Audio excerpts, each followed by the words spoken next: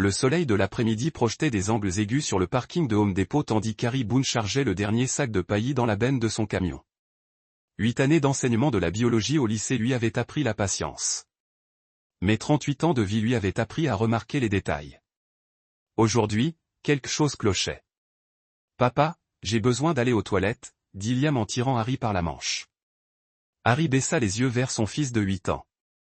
Ses cheveux noirs étaient dressés en zigzag. Dans ses yeux verts, Ruby avait cette expression sérieuse qu'il avait quand il réfléchissait intensément à quelque chose. « Bien sûr, mon pote.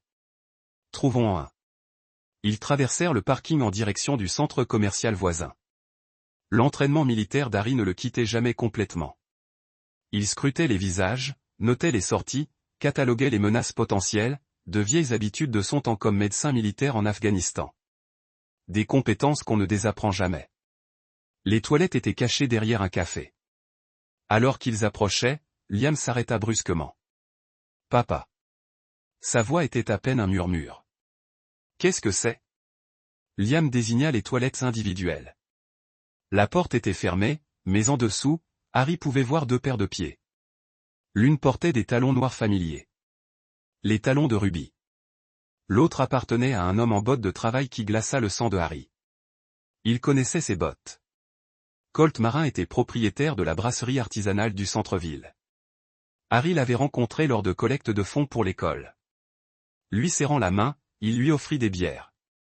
L'homme était marié à Odessa, une femme discrète qui tenait le fleuriste de Greenwood Avenue. À travers la porte étroite, Harry entendit le rire de Ruby. Pas le rire poli qu'elle utilisait lors des réunions parents-professeurs ou des dîners. C'était différent, intime, vrai.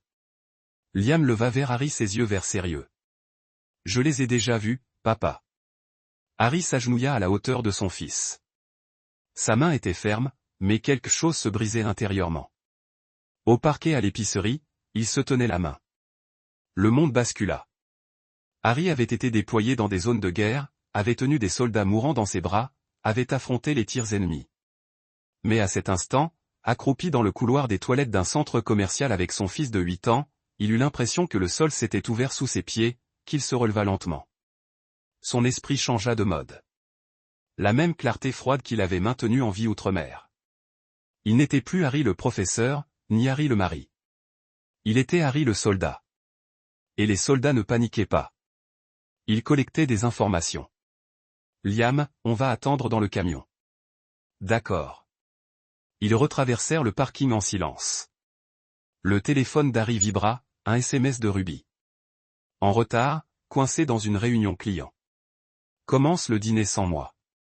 Il effaça le message sans répondre, 20 minutes plus tard. Ruby sortit seule du café. Elle se dirigea vers sa berline argentée, regarda son reflet dans le rétroviseur et s'éloigna. Cole ressortit 5 minutes plus tard, allumant une cigarette et observant le parking avant de monter dans son pick-up. Harry démarra et rentra chez lui. Leur maison se trouvait dans une rue calme bordée de fourrure Douglas. Harry l'avait acheté 3 ans plus tôt, lorsque son salaire d'enseignant leur avait enfin permis de quitter leur appartement. Rubia se plaignait du quartier trop ouvrier, trop éloigné du centre-ville. Mais Harry adorait la grande véranda et la lumière matinale qui filtrait à travers les fenêtres de la cuisine. Maintenant, alors qu'il s'engageait dans l'allée, la maison lui semblait un décor de théâtre. Un faux décor pour une fausse vie. « Papa, je peux te montrer quelque chose ?» demanda Liam tandis qu'il déchargeait le paillis. Bien sûr, Liam courut à l'intérieur et revint avec son carnet de croquis. Harry le lui avait acheté pour Noël dernier après avoir remarqué que le garçon aimait dessiner dans les moments de calme. Liam feuilleta des pages d'arbres, d'animaux et de personnages soigneusement dessinés. Puis il s'arrêta sur une page qui serra la poitrine de Harry. Le dessin représentait une femme aux longs cheveux noirs tenant la main d'un homme grand. Dans un coin de la page, une silhouette plus petite se tenait seule, une ombre sombre sans visage. En bas, dans l'écriture soignée de Liam, maman et monsieur C. « Depuis combien de temps dessines-tu ça, Liam ?»« Depuis avant Noël. » La voix de Liam était faible. « Je ne savais pas si je devais te le dire. » Harry s'assit sur les marches du porche et serra son fils contre lui. « Tu peux toujours tout me dire. »« Toujours. » Mais en prononçant ces mots, Harry pensait à la suite. Ruby rentrerait bientôt et elle lui mentirait en face. Elle lui demanderait comment s'était passée sa journée, lui sourirait et lui suggérerait probablement de commander une pizza pour le dîner. Elle borderait Liam et embrasserait Harry pour lui dire bonne nuit, et tout cela ne serait qu'une performance. La question était, depuis combien de temps jouait-elle? Ruby arriva à 19h30 avec des sacs à emporter de son restaurant thaïlandais préféré. Désolée pour le retard, dit-elle en embrassant la joue d'Harry. Ses lèvres sont froides. Le comte Peterson me tue, mais j'ai apporté une cravate. Elle se déplaçait dans la cuisine avec une efficacité éprouvée, disposant les assiettes et ouvrant les contenants. Ruby avait toujours été belle, des pommettes saillantes, des cheveux noirs brillants, le genre d'assurance qui attirait les gens vers elle lors des soirées. Harry avait succombé à cette assurance à la fac. Maintenant, il se demandait s'il avait jamais vraiment connu la femme qui se cachait derrière. « Comment s'est passée ta journée » demanda-t-elle en versant du riz dans l'assiette de Liam. « Bien. On a le paillis pour les plates-bandes. »« C'est bien », Ruby le regarda à peine. Elle consultait déjà son téléphone, parcourant ses messages. « Oh, je dois encore travailler tard demain. La présentation de Peterson est jeudi. » Encore un mensonge. Harry la regarda s'exprimer. Sans hésitation. Elle était douée pour ça. « Tu devrais peut-être faire une pause, » dit Harry. « Tu as travaillé tard le soir. » Le regard de Ruby se leva brusquement pour croiser le sien. « Tu suis mon emploi du temps maintenant ?» La question était un peu cinglante. Pas vraiment accusatrice, mais presque. « Je m'inquiète juste pour toi, » dit Harry. « Tu as l'air stressé. »« Je suis stressé. Le travail est dingue en ce moment. » Elle se tourna vers Liam. « Comment s'est passée l'école aujourd'hui, mon chou ?» Liam poussa un pneu à patin dans son assiette. « C'était bien. Juste bien. Que as-tu fait en classe ? » Rien de spécial. Ruby fronça les sourcils. « Tu adores notre classe. Il s'est passé quelque chose ?» Harry observa le visage de son fils. Liam avait 8 ans, mais il était intelligent. Plus intelligent que Ruby ne le pensait. Il l'observait, dessinait, gardait des secrets. Le poids de ses secrets transparaissait dans l'affaissement de ses épaules. « Je n'ai pas faim, » dit Liam. « Il faut que tu manges quelque chose, » dit Ruby. « Tu es déjà trop maigre. »« Laisse-le tranquille, » dit Harry doucement. La tête de Ruby se tourna brusquement vers lui. « Excuse-moi. S'il n'a pas faim, il n'a pas faim. » L'espace d'un instant, le masque tomba. Harry vit une lueur froide traverser le visage de Ruby. Puis elle sourit de nouveau. « Bien sûr. Je m'inquiète juste qu'il mange suffisamment. » Elle tendit la main et ébouriffa les cheveux de Liam. « Tu peux t'excuser, mon chéri. » Liam quitta la table sans se retourner. Harry et Ruby finirent le dîner en silence. Elle rangea pendant qu'il chargeait le lave-vaisselle. Une routine domestique normale, mais en dessous, Harry cataloguait les détails. La façon dont elle détournait son téléphone de lui quand il vibrait. La façon dont elle évitait le contact visuel. La façon dont elle regardait l'heure. « Je crois que je dois aller faire un tour. » Ruby dit soudain, « Maintenant, il faut que je me vide la tête. » Le boulot. Elle prenait déjà ses clés. « Je reviens dans 1 heure. » Elle était partie avant qu'Harry puisse répondre. Il trouva Liam dans sa chambre en train de lire. « Dis donc, mon pote, ça va ? » « Ouais, » mais la voix de Liam était monotone. Harry s'assit au bord du lit. « Si quelque chose te tracasse, tu peux m'en parler. » Liam leva les yeux de son livre. « Est-ce que maman et toi allez divorcer ?» La question frappa Harry comme un coup de poing dans le ventre. Pourquoi poser une telle question ? Les enfants à l'école en parlent quand leurs parents se disputent tout le temps et arrêtent de se parler. Ça t'inquiète ? Liam hocha la tête. Harry prit une grande inspiration. Il s'était toujours promis de ne jamais mentir à son fils. Mais comment expliquer une trahison à un enfant de 8 ans ? Comment dire à un enfant que le monde qu'il croyait sûr est en fait construit sur des mensonges ? Je ne sais pas ce qui va se passer, dit finalement Harry. Mais quoi qu'il arrive, tu seras toujours en sécurité et tu seras toujours aimé. Cela ne changera jamais. Liam hocha de nouveau la tête. Mais Harry pouvait lire la peur dans ses yeux verts. Après que Liam se soit endormi, Harry s'assit dans le salon et essaya de réfléchir clairement. Il avait besoin d'aide. Il avait besoin d'informations. Et il devait être intelligent à ce sujet, il sortit son téléphone et parcourut ses contacts jusqu'à ce qu'il trouve le numéro de Silutran. Silas répondit à la deuxième sonnerie. « Harry, qu'est-ce qui ne va pas ?» Même après 8 ans, Silas pouvait lire sa voix. Ils avaient servi ensemble en Afghanistan, s'étaient sauvé la vie plus d'une fois. Si Harry devait faire confiance à quelqu'un pour ça, ce serait à Silu. « Il faut que je te parle en personne. »« Quand ?»« Demain. »« Tu peux me retrouver à l'école pendant le déjeuner ?»« Ouais, mec. »« Comme tu veux. » Harry raccrocha et fixa la fenêtre sombre. Ruby était partie depuis 2 heures. À son retour, elle sentirait le parfum et le chewing-gum à la menthe. Elle s'excuserait d'être partie si longtemps et dirait qu'elle avait fait le tour du lac pour réfléchir. Elle l'embrasserait pour lui souhaiter bonne nuit et se blottirait de son côté du lit. Et Harry resterait éveillé, se demandant depuis combien de temps cela durait. Mais il ne la confronterait pas. Pas encore.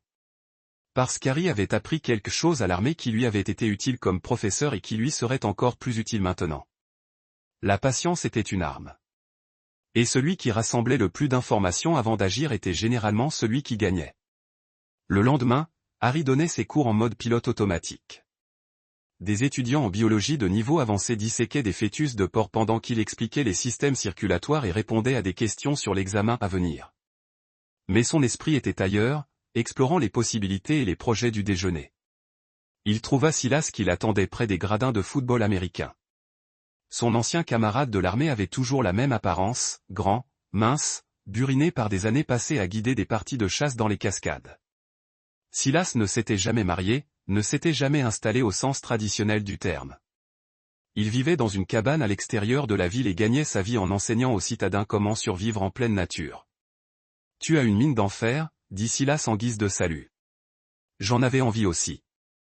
Harry s'assit sur les gradins à côté de lui. J'ai besoin de conseils. Parlez. Harry lui raconta tout. Les toilettes du centre commercial. Les dessins de Liam. Les mensonges de Ruby. Tandis qu'il parlait, le visage de Silas s'assombrit.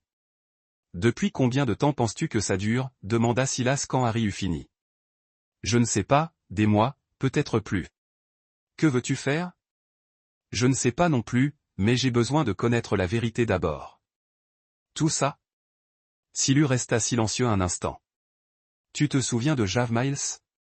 On peut se sortir de ce pétrin à canard? Harry hocha la tête. Javi était spécialiste en communication, il avait à peine 20 ans lorsque son convoi fut touché par un engin explosif improvisé. Harry avait soigné ses blessures tandis que Silas assurait la couverture. Le gamin était resté en contact au fil des ans, envoyant des cartes de Noël et quelques courriels. Il travaille au collège maintenant, continua Silu. Un gamin intelligent, doué en informatique. Il te doit la vie. Que suggères-tu? Je pense que tu pourrais avoir besoin de quelqu'un pour t'aider à trouver des informations cachées. Harry comprit. Peux-tu le contacter? Déjà en train d'y réfléchir, ils restèrent assis en silence un moment, regardant les étudiants traverser la cour entre les bâtiments. La vie normale continuait tandis que le monde d'Harry s'écroulait. Autre chose, dit Silas, quand ça va mal, et ça va mal tourner, tu devras penser à Liam. Les enfants sont pris entre deux feux. Je sais, et toi? Parce qu'en ce moment, tu penses comme un soldat. C'est bien. Mais tu es aussi un père. Et parfois, ces deux choses ne vont pas dans le même sens. Harry regarda son ami. Que ferais-tu? Moi? Je brûlerais tout et je salerais la terre derrière moi. Le sourire de Silu était cinglant, mais je n'ai pas d'enfant à craindre. Cet après-midi-là, Harry reçut un SMS d'un numéro inconnu. Ici Javi. Il paraît qu'il pourrait avoir besoin d'assistance technique. Un café après l'école.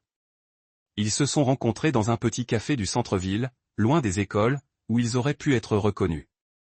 Javi paraissait plus vieux que dans les souvenirs d'Harry à 28 ans maintenant avec une barbe et des lunettes qui le faisaient ressembler au professionnel de l'informatique qu'il était devenu, mais ses yeux étaient les mêmes. Reconnaissant et loyal. Silas me mit au courant. Javi dit après qu'ils eurent commandé un café. Je suis désolé, mec. C'est brutal. J'ai besoin de savoir jusqu'où ça va. Harry dit, relevé téléphonique, email, compte bancaire, peu importe. On peut trouver légalement. Légalement, c'est le mot-clé. Javi a dit, je ne peux rien pirater, mais si tu as accès à des comptes partagés, des ordinateurs familiaux, ce genre de choses, on partage un ordinateur à la maison et nos téléphones sont sur le même forfait. C'est un début. Tu as dit qu'elle travaillait tard presque tous les soirs ces derniers mois. Bon, voilà ce qu'on fait ce soir. Quand elle est sortie, je viens jeter un œil à l'ordinateur, voir l'historique du navigateur, vérifier les mots de passe enregistrés, ce genre de choses. Si elle utilise sa messagerie personnelle pour ça, il pourrait y avoir des traces. Harry a hoché la tête. C'était comme franchir une limite, mais Ruby a franchi la limite la première. Autre chose, a dit Javi, documente tout. Heure, date, conversation. Si ça dégénère en bataille juridique, tu auras besoin de preuves. Ce soir-là, Ruby annonça qu'elle avait une autre réunion tardive. Il sera peut-être minuit avant que je rentre, dit-elle en embrassant Harry sur le front. Ne reste pas, une heure après son départ, Javi arriva avec une sacoche pour ordinateur portable et une thermos de café.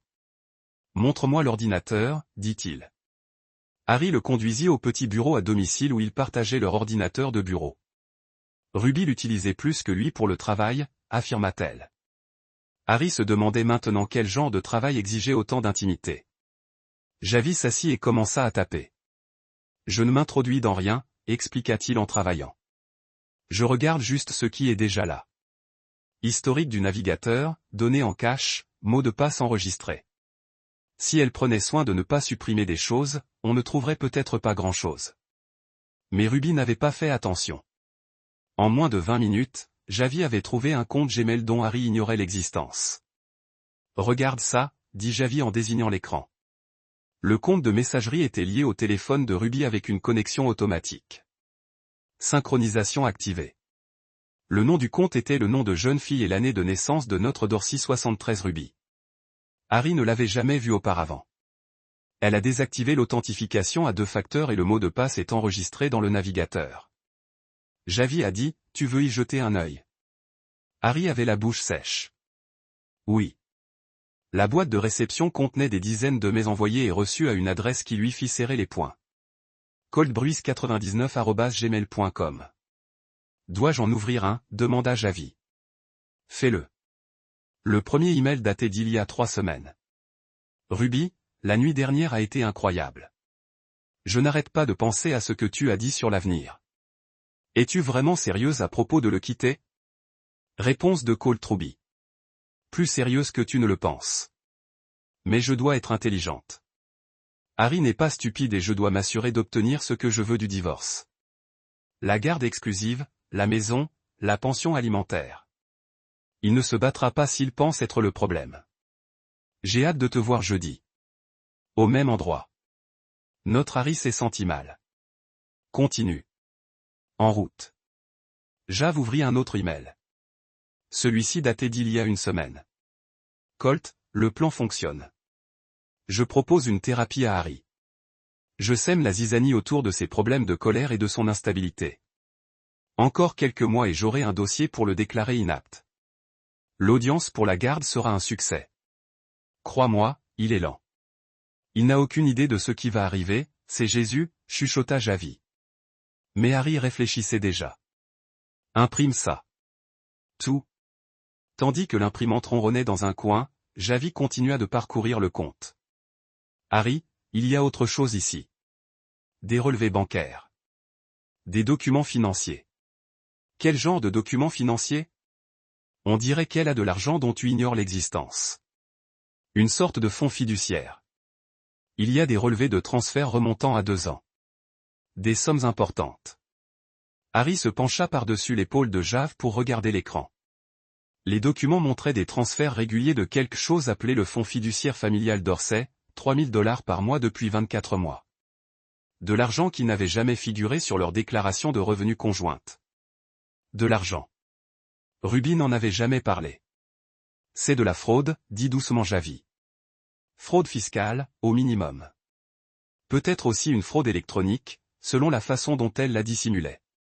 Harry fixait les chiffres à l'écran. $72 000 sur 2 ans. Revenus cachés. Tromperie délibérée. Tout imprimé. Il dit qu'ils avaient travaillé 1 heure de plus à copier des emails, des relevés bancaires et des documents financiers. Une fois terminé, Harry avait un épais dossier de preuves qui dressait le portrait d'une trahison systématique. Ruby n'avait pas seulement eu une liaison. Elle avait prévu de détruire sa vie, de lui prendre son fils et de lui faire payer ce privilège. « Qu'est-ce que tu vas faire » demanda Javi en rangeant son matériel. Harry regarda le dossier dans ses mains. À l'intérieur se trouvaient les outils pour déjouer les plans de Ruby, révéler ses mensonges et renverser la situation.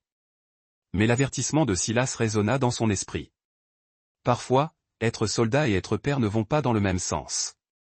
Je vais réfléchir, dit Harry, et planifier. Et quand je serai prêt, je vais agir. Après le départ de Javi, Harry s'assit dans son salon, le dossier posé sur la table basse devant lui. Ruby ne rentrerait pas avant des heures. Liam dormait à l'étage. La maison était silencieuse, à l'exception du bourdonnement du réfrigérateur dans la cuisine, qui résonnait pour la première fois depuis qu'il avait vu ses pas sous la porte de la salle de bain. Harry sourit. Ruby le trouvait lent. Elle le pensait inapte. Elle pensait pouvoir le manipuler et lui prendre tout ce qui lui tenait à cœur. Elle était sur le point de comprendre à quel point elle avait tort. Le lendemain matin, Harry déposa Liam à l'école et traversa la ville jusqu'à Greenwood Avenue. Le fleuriste Bloom & Petal était situé entre une boutique de vêtements vintage et une sandwicherie, ses vitrines étant ornées de compositions florales de saison. À travers la vitre, Harry pouvait voir une femme aux cheveux grisonnants travailler derrière le comptoir. Odessa Marin paraissait plus âgée que ses 36 ans. Ses gestes étaient prudents, réfléchis, tandis qu'elle disposait des roses blanches dans un vase transparent. Quand Harry entra, elle leva les yeux avec le sourire poli de quelqu'un habitué à saluer les inconnus. « Puis-je vous aider à trouver quelque chose ?»« Je suis Harry. »« Boone, » dit-il. « Je crois qu'il faut qu'on parle. » Le sourire s'effaça de son visage. Pendant un instant, elle le fixa du regard. Puis elle se dirigea vers la porte d'entrée, ferma la porte et la verrouilla. « Je me demandais quand tu viendrais, » dit-elle. Ils étaient assis dans le petit bureau derrière la boutique, baignés par le parfum des fleurs et le bourdonnement des réfrigérateurs. Odessa prépara du café d'une main tremblante pendant qu'Harry attendait. « Depuis combien de temps es-tu au courant » demanda-t-elle. « 2 jours. 3 mois. » Sa voix était neutre. « J'ai engagé un détective privé, j'ai récupéré des photos, des reçus d'hôtel, des relevés téléphoniques, tout le nécessaire. » Elle sortit une enveloppe en papier craft du tiroir de son bureau et s'assit sur la table entre eux.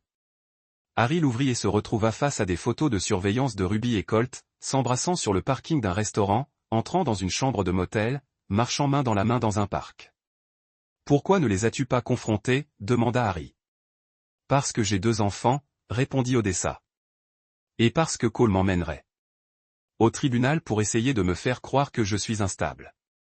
Il est doué pour faire croire aux gens ce qu'il veut. » Harry a compris. « Tu rassemblais des preuves. » J'essayais de trouver comment protéger mes enfants. Elle a pris sa tasse de café, mais n'a pas bu. Colt se croit intouchable. Chef d'entreprise prospère, pilier de la communauté. Il est convaincu que quoi qu'il fasse, il s'en sortira. Et Ruby ? Le rire d'Odessa était amer. Ta femme est intelligente. Plus intelligente que Colt. Elle joue depuis plus longtemps. Harry lui a montré certains des emails que Javi avait trouvés.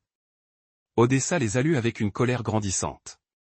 Elle prévoit de te détruire, a dit Odessa après avoir fini de lire.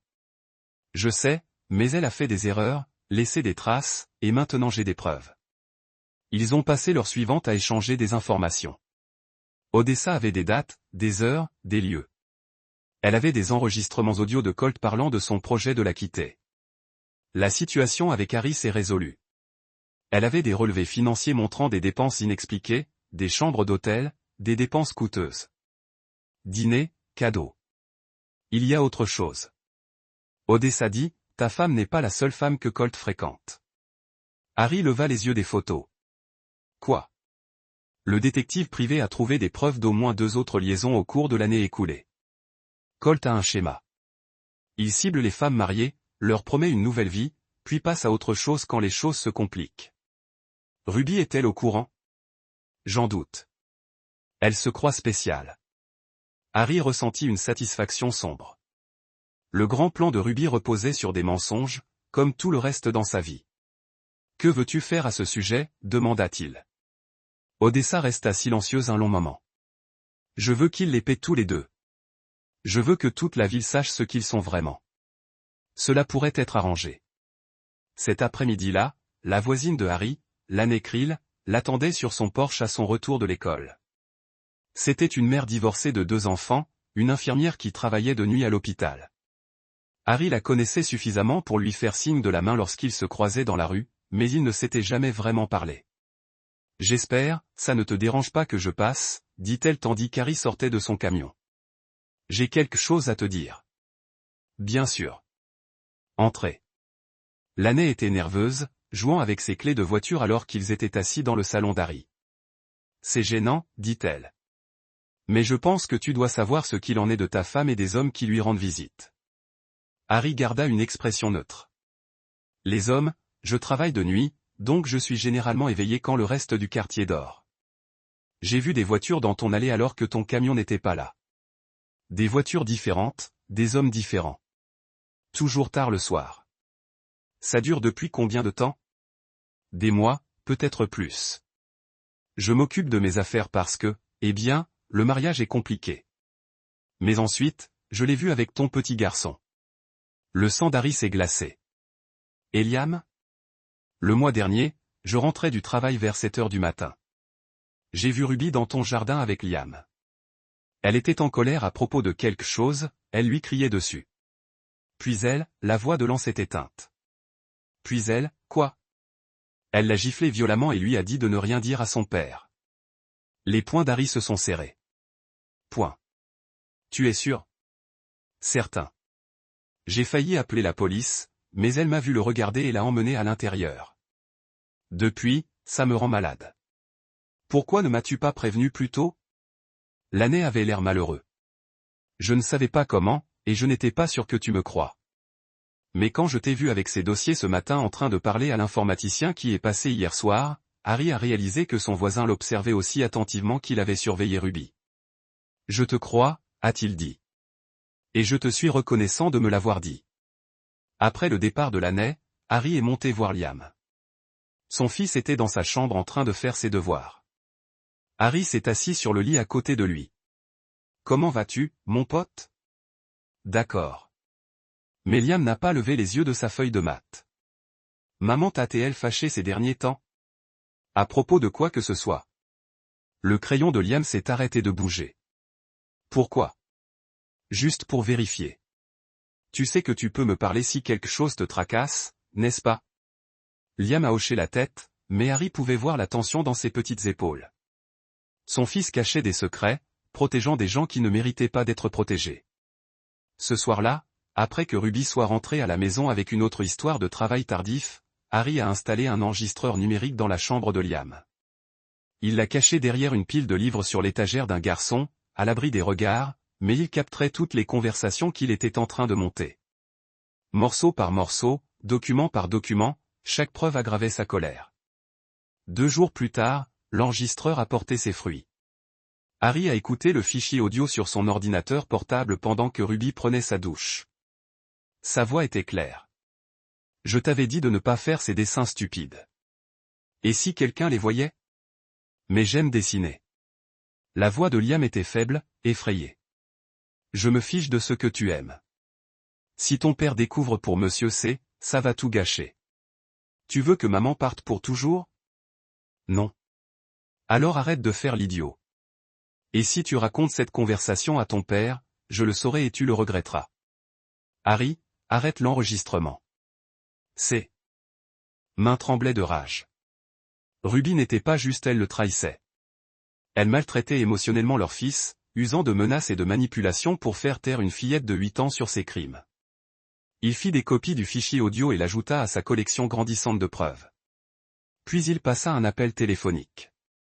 Valérie Cross, Family Law Associate. Mademoiselle Cross, je m'appelle Harry Boone. J'ai besoin d'un avocat. Valérie Cross avait l'air de quelqu'un qui avait vu toutes sortes de crises familiales et qui avait survécu pour en parler. Elle avait la cinquantaine, les cheveux argentés et le regard perçant qui semblait cataloguer chaque détail tandis que Harry racontait l'histoire. Les murs de son bureau étaient couverts de certificats et de récompenses, dont plusieurs décernés par des associations de conjoints de militaires. « Votre femme a l'air d'une vraie perle », dit Valérie lorsqu'Harry eut fini d'expliquer la situation. « Mais nous avons d'excellentes preuves. Les revenus cachés suffisent à eux seuls à détruire sa crédibilité devant le tribunal. » Et la garde ? Avec les enregistrements audio de violences psychologiques, et les preuves qu'elle a incité votre fils à mentir, elle aura de la chance d'obtenir un droit de visite surveillé. Valérie se laissa aller au fond de sa chaise. Mais voilà, monsieur Boone. Ce n'est plus seulement une affaire de droit de la famille. Ce que votre femme a fait, la fraude aux ordonnances, les revenus cachés, la fraude fiscale, ce sont des crimes fédéraux. Autrement dit, je dois appeler un ami au bureau du procureur. Ruby pourrait encourir une lourde peine de prison. Harry pensa à Liam, à l'expression effrayée de son fils lorsque Ruby l'avait menacé. Bien. Valérie appela pendant qu'Harry attendait. Elle parla à voix basse pendant plusieurs minutes, puis raccrocha. L'inspecteur Ron Finlay sera là dans 20 minutes, dit-elle. Il est spécialisé dans les crimes financiers. Et monsieur Boone, votre affaire l'intéresse beaucoup. L'inspecteur Finlay était plus jeune que Harry ne l'imaginait, peut-être 35 ans, avec le genre d'attitude pragmatique qui le suggérait. Il avait vu beaucoup de criminels en col blanc qui se croyaient plus malins que la loi. C'est la fraude aux ordonnances qui retient vraiment mon attention, dit Finlay après avoir examiné les preuves de Harry. Votre femme a falsifié votre nom sur des ordonnances de substances contrôlées. C'est un crime fédéral. Les irrégularités bancaires et la fraude fiscale sont la cerise sur le gâteau. Combien de temps avant de pouvoir agir, demanda Valérie. J'ai besoin de vérifier quelques éléments, mais si tout est vérifié, nous pourrions obtenir des mandats d'ici une semaine. Harry ressentit une satisfaction sinistre. Ruby pensait jouer aux échecs pendant qu'il jouait aux dames. Elle ignorait totalement que son adversaire venait de recruter des grands maîtres. Il y a encore une chose, dit Harry. Je veux la débusquer. Qu'elle se montre sous son vrai jour avant d'agir. Finlay haussa un sourcil. Qu'est-ce que tu avais en tête ? Je vais lui donner exactement ce qu'elle pense vouloir. Ce soir-là, Harry mit son plan à exécution. Il attendit que Ruby soit dans le salon, feuilletant son téléphone, avant de s'asseoir en face d'elle. Il faut qu'on parle, dit-il. Ruby leva les yeux, immédiatement alerte. De quoi ? De nous. À propos de notre mariage. Harry, j'ai réfléchi à ce que tu as dit, à la thérapie, à mes problèmes de colère. Il garda une voix basse, défait. Peut-être as-tu raison. L'expression de Ruby changea. Elle essayait de le déchiffrer, à la recherche de signes de tromperie. Mais Harry avait appris à contrôler son expression là où montrer ses émotions pouvait coûter la vie. « Qu'est-ce que tu dis » demanda-t-elle. « Je dis que je ne suis peut-être pas faite pour ça. »« Pour le mariage ? Pour être père ?» Ces mots avaient un goût de poison, mais il la forçait à dire. « Peut-être que Liam sera mieux avec toi. » Les yeux de Ruby s'illuminèrent, mais elle essaya de le cacher. « Ne dis pas ça. Tu es un bon père. »« Vraiment ? Je suis tout le temps en colère. Stressé. Peut-être que toi et Liam méritez mieux. D'où ça vient ? » Harry haussa les épaules. Je vois quelqu'un. Une thérapeute. Elle pense que je souffre peut-être de stress post-traumatique à cause de mon déploiement. Elle dit que ça pourrait affecter mon jugement. Rien de tout ça n'était vrai, mais Ruby était penchée en avant, intéressée. Quoi ? Un genre de conseillère ? Le docteur Martinez de la clinique des anciens combattants. Elle pense que je devrais peut-être prendre du recul, prendre le temps de me remettre en question. Harry marqua une pause. On devrait peut-être parler de séparation. Ruby essaya d'avoir l'air inquiète, mais Harry voyait le calcul dans son regard. Es-tu sûr que c'est ce que tu veux ? Je ne sais plus ce que je veux, mais je sais que je ne veux blesser ni toi ni Liam. Cette nuit-là, après que Ruby se soit couchée, Harry l'entendit passer un appel depuis la salle de bain. Sa voix était basse, mais il pouvait distinguer suffisamment de mots pour savoir qu'elle parlait à Colt. Le lendemain matin, il trouva un SMS sur le téléphone de Ruby qu'elle avait oublié de supprimer. Il s'effondre. Il parle de séparation. Ça va plus vite qu'on ne le pensait. L'audience pour la garde des enfants devrait être un jeu d'enfant maintenant.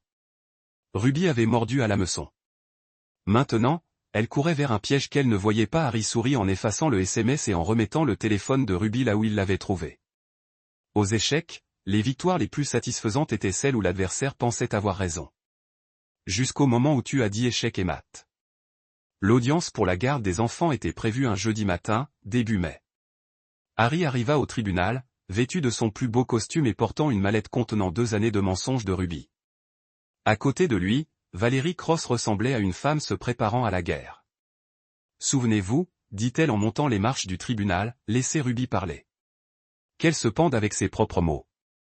Dans un couloir à l'extérieur de la salle d'audience, Harry aperçut Ruby pour la première fois depuis son déménagement 2 semaines plus tôt. Elle avait l'air sûre d'elle, élégante, comme une femme qui n'avait jamais douté de l'issue de cette audience. Son avocat était un homme à l'allure chère, Richard Close, réputé pour ses tactiques agressives. Ruby croisa le regard de Harry et sourit. Pas le faux sourire qu'elle avait arboré pendant leur mariage, mais un sourire sincère. Elle pensait qu'elle allait tout gagner. Colt Marin était là aussi, assis au dernier rang de la section publique de la salle d'audience. Il portait un costume qui coûtait probablement plus cher que ce que Harry gagnait en un mois et avait l'air satisfait d'un homme qui se croyait intouchable. Aucun des deux ne remarqua l'inspecteur Finlay assis 3 rangs derrière Cole. La juge Patricia Summers ouvrit l'audience à 9 heures précises. C'était une femme d'une 60aine d'années, aux cheveux gris, avec l'air neutre de quelqu'un qui avait présidé trop de divorces difficiles. Il s'agit d'une audience pour la garde des enfants de Liam Boone, 8 ans. Elle a dit. J'entendrai le témoignage des 2 parents, examinerai les preuves et prends une détermination basée sur les meilleurs intérêts de l'enfant. L'avocat de Ruby est allé en premier. Close a peint un tableau de Harry en tant que vétéran instable aux prises avec des problèmes de colère et du SSPT. Il a présenté des dossiers médicaux forgés montrant des prescriptions de médicaments anti-anxiété. Il a parlé du comportement obsessionnel d'Harry et de l'incapacité à faire face au stress. Mon client craint pour sa sécurité et la sécurité de son enfant. Close a déclaré que M. Boone a présenté un comportement de plus en plus erratique, notamment à la suite de Mme Boone et à des menaces. Ruby a pris la position et a parfaitement joué son rôle. Elle a parlé d'une voix douce et effrayée des problèmes présumés de Harry. Elle a affirmé qu'il l'avait menacé lors de leur discussion de séparation. Elle a dit qu'elle avait peur de laisser Liam seul avec lui. Ce n'est pas l'homme que j'ai épousé, a déclaré Ruby, se tamponnant les yeux avec un tissu. L'armée l'a changé. Il a besoin d'aide, mais il ne l'admet pas. Ce fut une performance magistrale. Si Harry n'avait pas connu la vérité, il aurait pu croire lui-même. Lorsque Close a terminé ses questions, Valérie a défendu le contre-interrogatoire. Madame Boone, a-t-elle dit, vous avez témoigné que votre mari avait des problèmes de colère et des problèmes de santé mentale. Avez-vous demandé de l'aide pour ces problèmes présumés? J'ai essayé de le convaincre d'aller en thérapie, mais il a refusé. Mais vous avez rempli les prescriptions de médicaments anti-anxiété en son nom, n'est-ce pas? Connaissance. Témoignage. Je vais le permettre. Continuez. Madame Cross. Madame Von, avez-vous signé le nom de votre mari à ces formulaires de prescription? J'essayais de l'aider. C'est une question oui ou non. Avez-vous forgé la signature de votre mari? Le sang-froid de Ruby a commencé à se fissurer. Oui, mais merci. Maintenant, Madame Boone, vous avez témoigné sur le stress financier dans votre mariage. Avez-vous pleinement divulgué toutes les sources de revenus au tribunal? Oui. Valérie a ramassé un autre dossier. Votre honneur, pièce B, banque record montrant que Madame Boone a reçu 72 000 $ de revenus non divulgués d'une fiducie familiale au cours des 2 dernières années. La salle d'audience est devenue morte. Le visage de Ruby est devenu blanc. Revenu qui n'a jamais été déclaré dans les déclarations de revenus conjointes, a poursuivi Valérie. Revenu caché à son mari et à l'IRS. Cet argent venait de ma famille, balbutia Ruby. L'argent que vous avez caché tout en affirmant que votre famille avait du mal financièrement. L'argent que vous n'avez pas déclaré en tant que revenu sur les déclarations de revenus fédérales. C'est une fraude fiscale. Madame Boone Close était à nouveau sur ses pieds. Votre honneur, je m'oppose à cette ligne de questionnement. Mon client n'est pas en essai ici. En fait, Valérie a dit qu'elle l'est. Votre honneur, j'aimerais présenter la pièce C. Elle a remis au juge un épais dossier de mets imprimés. les communications électroniques entre Madame Boone et son Colt marin par amour détaillant une conspiration pour dépeindre faussement Monsieur Boone comme mentalement instable afin de prendre la garde de leur enfant. Le juge Summers a ouvert le dossier et a commencé à lire. Son expression devint sombre à chaque page. Madame Boone, le juge a dit enfin, avez-vous écrit ces emails? Ruby avait l'air de vouloir disparaître. Votre honneur, je peux expliquer. Les avez-vous écrits? Oui, mais j'étais en colère. Je ne pensais pas clairement. Vous avez écrit, et je cite, croyez-moi, il est lent. Il n'a aucune idée de ce qui s'en vient. Vous avez également écrit, le plan fonctionne. J'ai suggéré une thérapie pour Harry, plantant des graines de ses problèmes de colère et de son instabilité. Est-ce correct? Ruby n'a pas répondu. Je vais prendre ça comme un oui. Miss Cross, avez-vous des preuves supplémentaires? Oui, votre honneur. La pièce des Valérie se dirigea vers l'équipement audio qui avait été installé à la table de l'accusé. Un enregistrement audio de Madame Boone menaçant son fils de 8 ans. La voix de Ruby a rempli la salle d'audience. Si votre père découvre Monsieur C, cela ruinera tout. Voulez-vous que maman s'en va pour toujours? La petite voix de Liam. Non, alors arrêtez d'être stupide. Et si vous parlez à votre père de cette conversation, je le saurai et vous serez désolé. Le juge Summers a retiré ses lunettes et les a nettoyées lentement. Quand elle a mis le dos, son expression était froide. Madame Boone a démissionné. Ruby a trébuché sur le stand des témoins. Elle a regardé autour de la salle d'audience sauvagement comme si elle cherchait une route d'évasion. Monsieur Boone, le juge Summers a dit, je n'ai pas besoin d'entendre votre témoignage. Sur la base des preuves présentées aujourd'hui, je vous accorde la garde légale et physique unique de votre fils. Madame Boone ne sera autorisée que des visites supervisées uniquement, épinglant l'issue de toute procédure pénale. Ruby a laissé échapper un son à moitié sob, à moitié cri. Vous ne comprenez pas. Il manipule tout le monde. Il est Madame Boone. Le juge Summers a déclaré fortement. Je vous suggère de rester silencieux. Tout ce que vous dites peut et sera utilisé contre vous. Comme sur Q, le détective Finlay se leva et se dirigea vers l'avant de la salle d'audience. Ruby Boone, vous êtes en état d'arrestation pour fraude médicale, fraude par fil, mise en danger des enfants, parjure et évasion fiscale. La salle d'audience a éclaté. Ruby s'est battue contre les menottes alors que Finlay lisait ses droits. Klaus criait des procédures inappropriées. Colt Marin essayait de partir par la porte arrière, mais a trouvé son chemin bloqué par 2 autres officiers. Colt Marin, l'un des officiers, a déclaré « Vous êtes également en état d'arrestation. Évasion fiscale et complot en vue pour commettre une fraude. » Harry a tout regardé avec une satisfaction froide. Ruby l'a appelé lentement. Elle avait pensé qu'elle pouvait le manipuler, le détruire et prendre tout ce qu'il se souciait. Les menuiseries. Arrestation. Merci. Harry a dit que nous avions tous les deux ce dont nous avions besoin. Pourtant, je sais que ça n'aurait pas pu être facile de la regarder devant le tribunal, voyant tout comme ça. Harry pensa au visage de Ruby lorsque les menottes ont cliqué. Plus facile que vous ne le pensez. 6 mois plus tard, Ruby a été condamnée à 5 ans de prison fédérale. Elle ferait également face à des accusations d'état supplémentaires lors de sa libération. Son avocat avait tenté de négocier un accord de plaidoyer, mais le procureur n'avait aucun intérêt à faire preuve de miséricorde à quelqu'un qui avait abusé d'un enfant tout en commettant plusieurs crimes. Colt a reçu 2 ans et a tout perdu. Son entreprise, son mariage, sa réputation. La brasserie a été vendue pour rembourser les impôts et les frais juridiques. Harry a reçu une lettre de Ruby une semaine après une condamnation. Il avait été transmis par le système pénitentiaire et l'enveloppe avait été ouverte et inspectée avant de l'atteindre.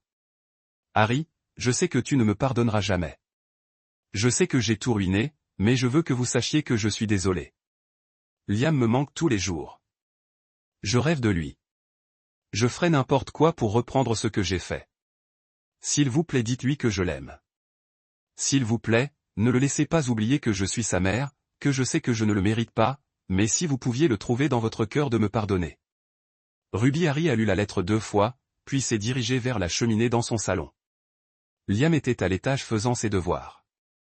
C'était un mardi soir de novembre et la neige tombait devant les fenêtres qu'il a nourri la lettre dans les flammes et la regardait brûler.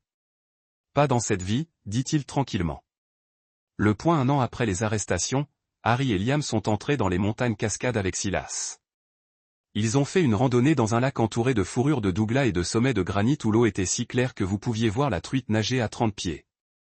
Liam était en thérapie depuis des mois, travaillant sur le traumatisme de la violence émotionnelle de sa mère. Les cauchemars devenaient moins fréquents. Il dessinait à nouveau, mais maintenant ces images montraient des scènes heureuses. Lui et Harry pêchent, camping, jouant des prises dans la cour. Papa, dit Liam en installant leur tente à côté du lac. Pensez-vous que maman le fera jamais rentrer à la maison? Harry regarda son fils. Le garçon avait 9 ans maintenant, plus grand et plus confiant qu'il ne l'avait été il y a un an. Mais il y avait encore de la douleur dans ses yeux verts quand il parlait de Ruby. Non, mon pote. Elle ne le fera pas parce qu'elle est en prison parce qu'elle a fait des choix qui blessent les gens. Et quand vous blessez les gens, il y a des conséquences. Liam hocha la tête solennellement. Elle vous manque? Harry pensa à la question. A-t-il raté la femme qu'il pensait qu'elle s'était mariée? La femme qui n'avait existé que dans son imagination. Je m'en manquais de qui je pensais, dit enfin Harry. Mais cette personne n'a jamais été réelle. Cette nuit-là, ils ont construit un feu et Silas a enseigné à Liam comment naviguer par les étoiles. Le garçon a écouté attentivement. Silas a souligné Polari et a expliqué comment les marins anciens avaient utilisé le ciel nocturne pour retrouver leur chemin. La chose importante, a déclaré Silas, c'est de savoir quelles étoiles vous pouvez faire confiance. Certaines étoiles sont brillantes et belles, mais elles vous feront égarer. Les étoiles qui comptent vraiment sont celles qui restent constantes quoi qu'il arrive. Liam leva les yeux. La vaste étendue d'étoiles au-dessus d'eux. Comment savez-vous lesquelles faire confiance? Temps, a déclaré Harry. Le temps vous montre qui sont vraiment les gens. Plus tard, après que Liam s'est endormi dans un sac de couchage, Harry et Silas se sont assis près du feu mourant. Comment vas-tu? Demanda Silas. Vraiment? Harry poussa les braises avec un bâton. Mieux que ce à quoi je m'attendais. Liam est la chose importante maintenant. Tant qu'il va bien, je vais bien. Et la colère toujours là. Le sera probablement toujours, mais je ne le laisse pas fonctionner ma vie. Silas était silencieux pendant un moment. Vous savez, elle essaiera de vous contacter à nouveau depuis la prison. Lettre, appel téléphonique. Elle continuera d'essayer de revenir dans votre vie. Je sais. Et Harry a regardé à travers le lac de la montagne silhouetted contre le ciel rempli d'étoiles. Quelque part là-bas, Bend, Oregon, où il a enseigné la biologie aux adolescents et est rentré tous les soirs pour aider son fils à faire ses devoirs. Où il avait construit une nouvelle vie des cendres de l'ancienne. Elle l'a fait choix, a déclaré Harry. Maintenant, elle vit avec. Le feu crépitait et a éclaté, envoyant des étincelles dans l'obscurité. Au loin, un hibou appelait de la forêt. Harry rapprocha son sac de couchage et ferma les yeux. Pour la première fois en plus d'un an, il a dormi sans rêver.